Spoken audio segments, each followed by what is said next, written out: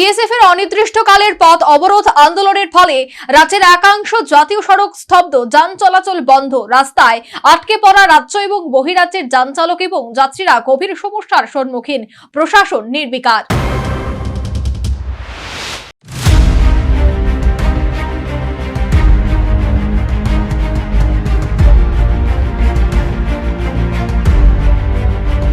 ককবরক ভাষার রোমান হরফের সরকারি স্বীকৃতির দাবিতে অনির্দিষ্টকালে সড়ক অবরোধের ডাক দিয়েছে জনজাতি ছাত্র সংগঠন ত্রিপুরা স্টুডেন্টস ফেডারেশন তথা টিএসএফ। কার্যত শুক্রবার সকাল থেকে রাজ্যের বিভিন্ন জাতীয় সড়ক সহ অন্যান্য বিভিন্ন সড়কে অবরোধ আন্দোলন সংঘটিত করেছে টিএসএফ। তবে শাসক বিজেপির দুই শরিক দল মথা এবং আইপিএফটি সমর্থন জানিয়ে সামিল হওয়ায় এই অবরোধ আন্দোলন ব্যাপক প্রভাব পড়েছে। শনিবার দ্বিতীয় দিনেও রাজ্যের কোনো কোনো এলাকায় জাতীয় সড়ক অবরোধের ফলে বিশেষ করে রাজ্য এবং বহিরাজ্যের যান চালক ও সংশ্লিষ্ট যাত্রীদের গভীর সমস্যায় পড়তে হলো। এমনকি এই জাতীয় সড়ক অবরোধের কারণে কোনো কোনো ক্ষেত্রে মানবাধিকার লঙ্ঘন ও অমানবিকতার অভিযোগ উঠেছে। এই অবস্থায় বিশেষ করে রাজ্য এবং বহিরাজ্যের একাংশ যান চালক ও সংশ্লিষ্ট যাত্রীদের গভীর সমস্যায় পড়তে হয়েছে। তেলিয়ামুড়া থানার অন্তর্গত হাওয়াই বাড়ি থেকে প্রায় ৪৫ কিলোমিটার দীর্ঘ জাতীয় সড়কে এমনই সমস্যা ও ভোগান্তির সম্মুখীন আটকে পড়া বহু সংখ্যক রাজ্য এবং বহিরাজ্যের যান চালক ও সংশ্লিষ্ট যাত্রী সাধারণ। শনিবার অবরোধের দ্বিতীয় দিনে হাওয়াই বাড়ির দীর্ঘ জাতীয় সড়কে ব্যাপক সংখ্যক রাজ্য এবং বহিরাজ্যের মালবাহী লরি ও যাত্রীবাহী গাড়ি আটকে পড়ায় সংশ্লিষ্ট যানচালক ও যাত্রী সাধারণ চরম ভোগান্তির শিকার হচ্ছেন।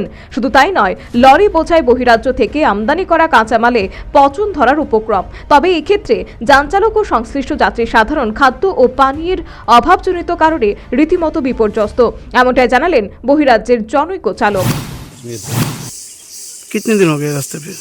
आज दूसरा दिन है रास्ता में। क्या लेके आए कश्मीर से? हम तो रॉड लेके आया है कोलकाता से और लुक गुवाहाटी से। तेलियामुड़ा में यहाँ पे कब है? अभी तिलियामुरा में सुबह 4 बजे से हम अभी तक रोड पे है। अभी रोड बंद ही है, स्ट्राइक चल रहा है, तो देखते हैं क्या होगा। क्या दिक्कत हो रहा है आप लोगों को? दिक्कत तो रोड में ही होता है, क्या करें। ना कहीं बाथरूम, ना कहीं पानी, ना पानी का भी मसला हो रहा है, बाथरूम जाने का, मुँह धोने का, खाने पीने का, बहुत कुछ इंसान को देखना पड़ता है। रास्ते में बहुत तकलीफ होता है। শুধু তাই নয়, কাজের জন্য কর্মক্ষেত্রে গিয়ে বাড়ি ফেরার পথে এই অবরোধের কারণে আটকে পড়ে একাংশ শ্রমিক বর্তমানে রীতিমতো বিপত্তির সম্মুখীন।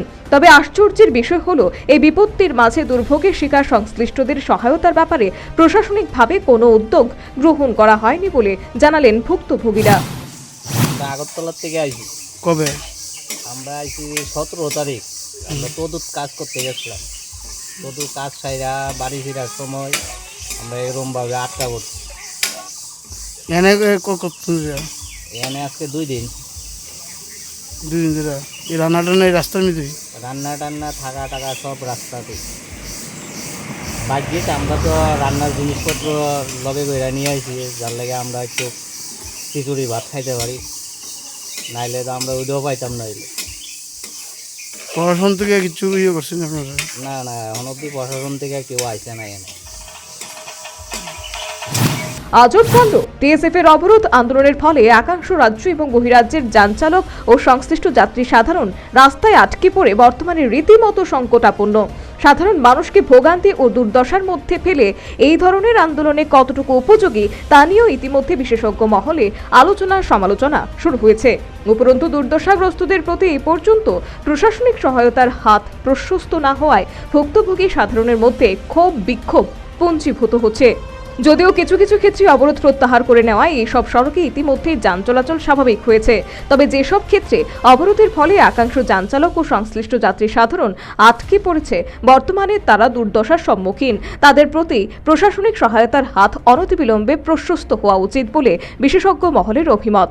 তথ্যবিজ্ঞ মহলের মতে হয় সরকার অনতিবিলম্বে টিএসএফ এর দাবি মেনে নিক, অথবা উপযুক্ত ব্যবস্থা গ্রহণের মাধ্যমে যান চলাচল ব্যবস্থা স্বাভাবিক করা হোক।